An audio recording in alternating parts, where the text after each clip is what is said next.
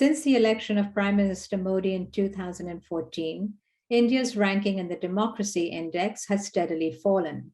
It is now considered a flawed democracy by institutions such as Freedom House and the Economic Intelligence Unit that compile and analyze data on the health of democracies around the world.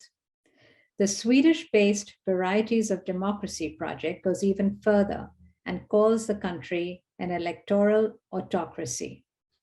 In the aftermath of World War II, there was a seismic shift in geopolitics. Colonialism was in retreat, and a new world order emerged around two diametrically opposed ideological spheres.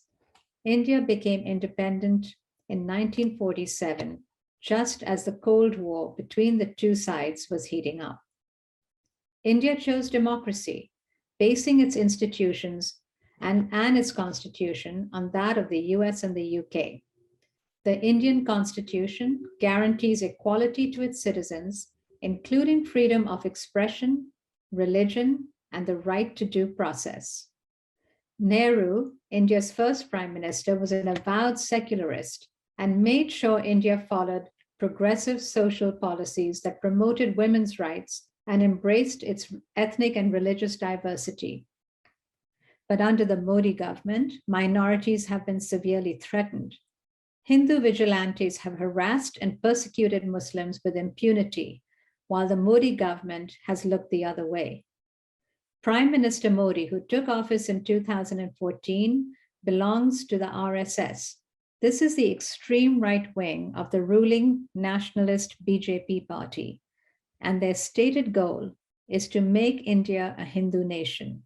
In the process, they have marginalized the Muslim community, which is 15% of the population. Now, these translate into very large numbers. There are close to 200 million Muslims in India. This is as much as the combined population of France, Germany, and the UK. But the BJP has not one single Muslim member in parliament.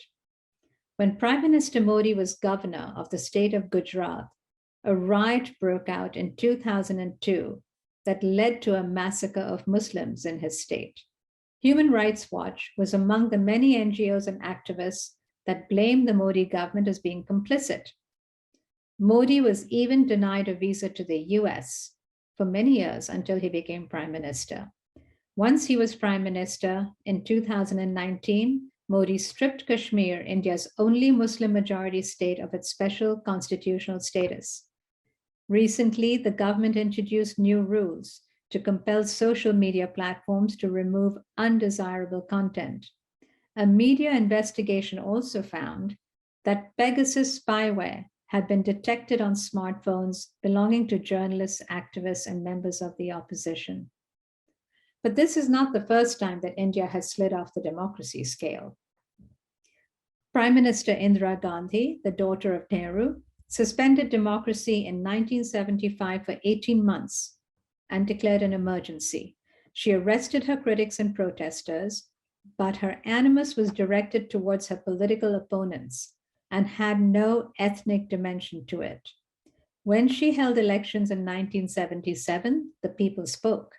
She was removed from office by a landslide. In the 70s, India was just an afterthought in the US's strategic calculation. It was only during the very early period of the Cold War, when India was viewed as a frontline state against communist aggression and expansion by the Soviets and China, that the US paid some attention to the world's largest democracy. But the rise of an increasingly aggressive China now, whose willingness to challenge US hegemony around the world, combined with India's emergence as an economic power in the last decade, has now made India a very desirable ally for the US, particularly in their efforts to contain China. Military cooperation between the US and India is at an all-time high, but complicating the relationship going forward is the increasing distance between the political values of the two countries. The Biden administration sees the rise of autocracy as a threat to its belief that democracy is a better system of government. And Modi's disregard for human rights and increasingly autocratic tilt may create tensions going forward.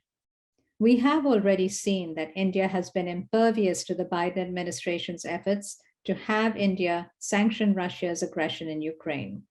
India, confident that its use to the US outweighs any moral hesitations the US may have, so far has resisted US pressure.